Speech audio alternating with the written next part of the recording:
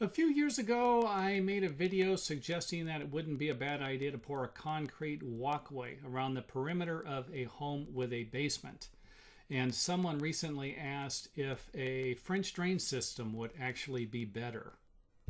First up on the list, let's take a look at how a basement and a drainage system for it might work.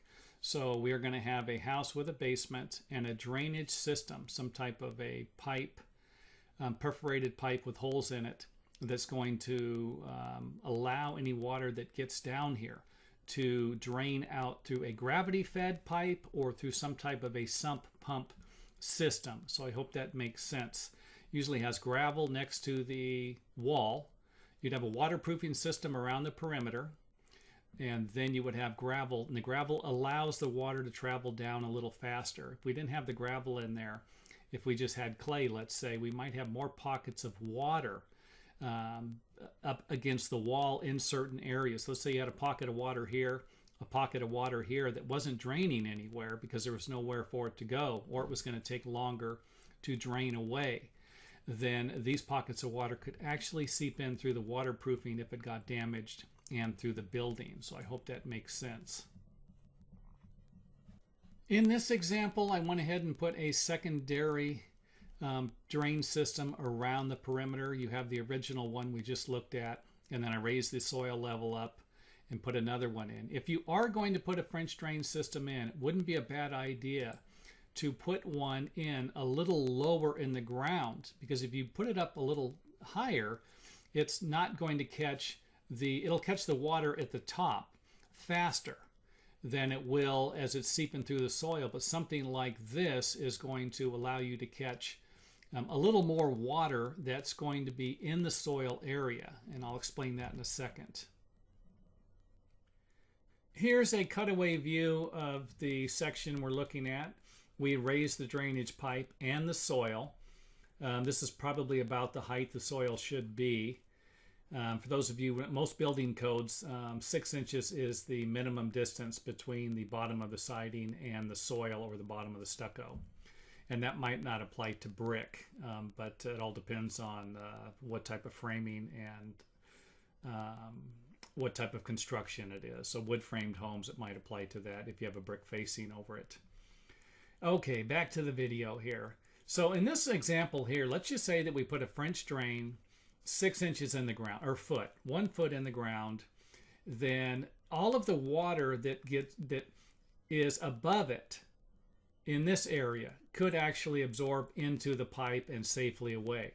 But any water that arrives to the outside of it could actually work its way down to the building at an angle, or it could actually just absorb into the soil and work its way as it just keeps absorbing.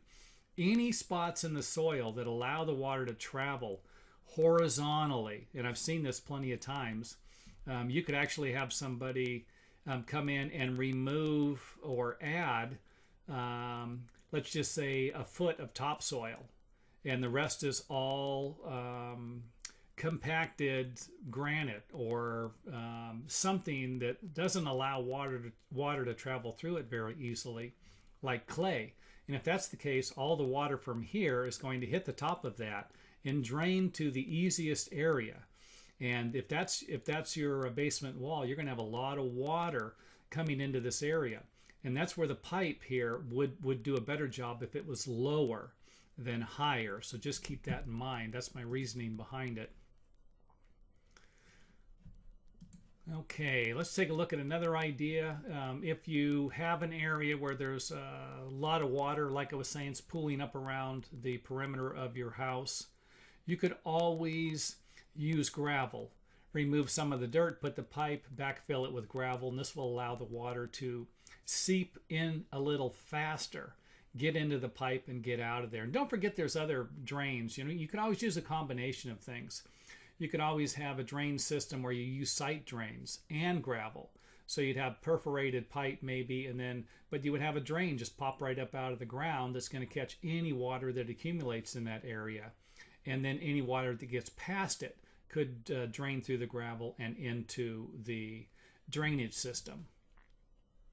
Here's another cutaway where I have a walkway, a couple walkways on each side, but I also have the gravel as it should be and the waterproofing. Let's go ahead and take a look at that. The basement wall should be waterproofed, and this prevents any water from entering the basement area. The gravel goes on the outside, and this allows water that hits any area, any water that's coming from the side here. Let me see if I can move this.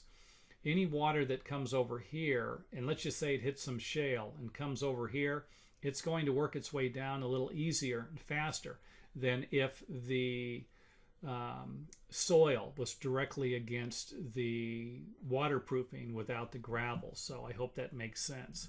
Let's go ahead and take a look at our walkway. And my original idea was to keep the water away from the perimeter of the building, with the thought that the water would come here and maybe drain away, or at least kind of drain down and kind of stay away from the gravel. So this right here, again, let's just say that it takes 30% of the water and diverts it away from the gravel. Then the walkway would be a good idea. However, if you have water pooling up around your walkway and it just sits there, well, there's a good chance that all of this water is just going to be going underneath the walkway. It's not going to be doing its job.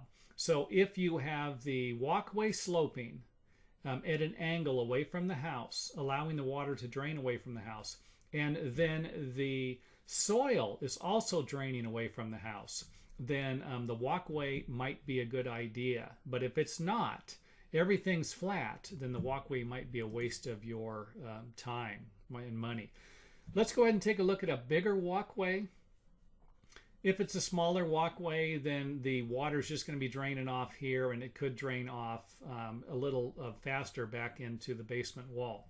If it was a larger walkway or a patio, then the water has to go farther, come down, and then if it's here, it can actually just kind of go like this, and maybe it would absorb back into here. But again, let's say that a 3-foot wide walkway reduces the amount of water by 20%. That would be hitting the basement wall, and a 6-foot walkway would be reducing the water by 40%. Then again, this is something that would be hard to figure out. So I'm just kind of throwing some numbers out here.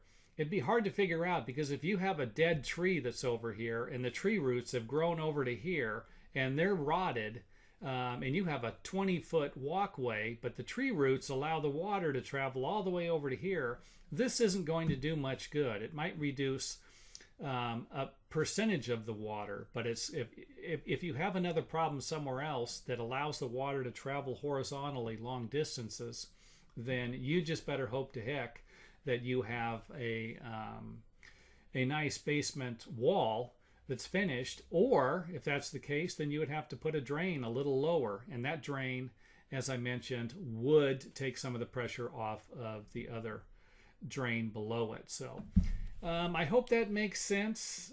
I don't know if I answered the question 100% or confused everybody with this particular video, but again, any questions, feel free to email them to us or leave them in the comment area.